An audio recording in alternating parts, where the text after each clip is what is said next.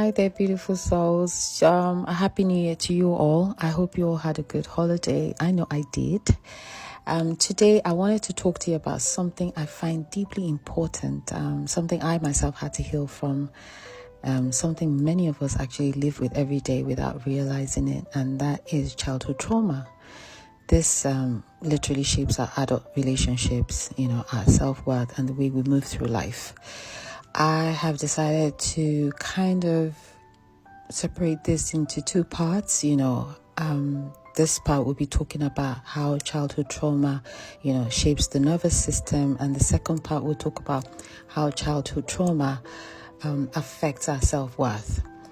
When I talk about childhood trauma, I'm not really talking about anything that may come from extreme situations. It can come from emotional neglect, inconsistent parenting, comparison, abandonment, bullying, witnessing conflict, growing up in an environment where you didn't really feel emotionally safe, growing up with emotionally unavailable caregivers, always being in chaos, never getting the warmth you needed as a child. And instead of being a child, you constantly had to shrink to make others happy, walk on eggshells, keep the peace, generally carrying emotional weights you had no business carrying and holding at a tender age. Now, the trauma is not really about what happened. It's about how safe or unsafe your nervous system felt while this was happening. Because trauma, when it happens early in life, it shapes our brain, it shapes the nervous system, our self-beliefs and self-worth.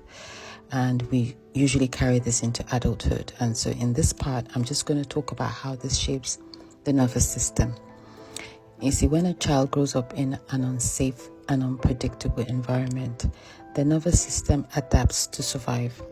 Some children become hyper-vigilant, always alert, always scanning for danger, always in the fight or flight mode, while others shut down emotionally to protect themselves. And that was me. I shut down. And in adults, this can look like overthinking, anxiety in relationships, emotional numbness, difficulty trusting, feeling on edge, even when things are going well. And your body learned these patterns to keep you safe. They're actually survival responses, not flaws. They protected you. They worked okay for a while, but in an adult, healthy world, it doesn't work well no more. And I myself had to learn that running from my problems didn't really fix them. It only delayed them for another time. And this trauma can actually play roles in, your attachment styles and relationships, because our earliest relationships teach us what love feels like.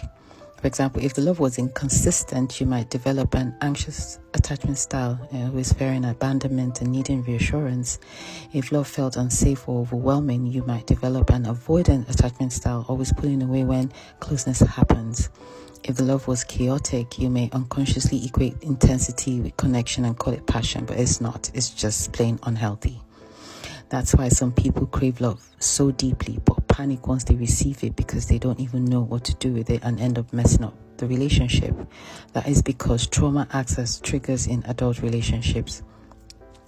Our adult relationships often activate childhood trauma, and childhood wounds, they trigger us. For example, a partner's silence can feel like abandonment, a disagreement can feel like rejection, being compared can reopen old feelings of not being enough, and that was me. When this happens, it's not really the adult part of you reacting, it's the inner child. And I'll explain why. Because a soul comes into this world pure and innocent, hoping to receive the nurturing, the safety, the tenderness, and the love he or she deserves. Some children are lucky to receive that, but others not so much. And when that happens, they grow up physically, but emotionally they freeze at the age this has happened, and so they never mature emotionally.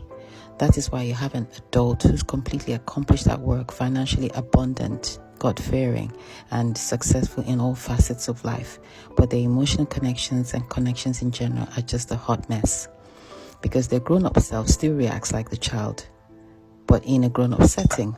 And that's what emotional immaturity is all about. Until they heal that child within and learn to regulate and mature, they're never able to hold proper, healthy, adult-like connections. Be it at home, be it at work, or anywhere connections are connecting. because ideally you wouldn't allow a child that, I'm talking about the inner child, handle adult affairs. I'll give you an example. If a man is in disagreement with his woman, and rather than them settle it in a safe, healthy way, she starts overreacting because she's been triggered.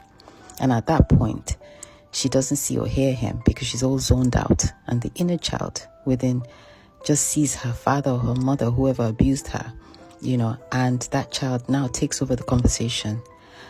She's there, the adult is there, but she's not really there because the child is actually running the show.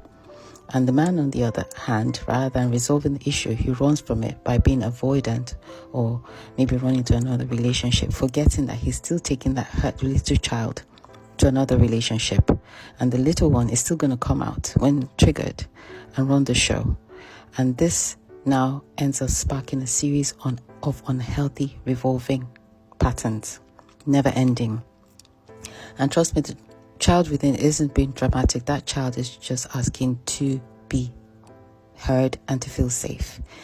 So the problem is that this behavior at this point in time does not match or is not appropriate in an adult setting. You can't have an 8-year-old or 10-year-old navigating a grown-up relationship. I hope that makes sense. So I'm just going to leave it here for now. And my second video after this, I'm going to talk about how trauma affects self-worth. I hope this resonates with someone. And you have a good day. Bye.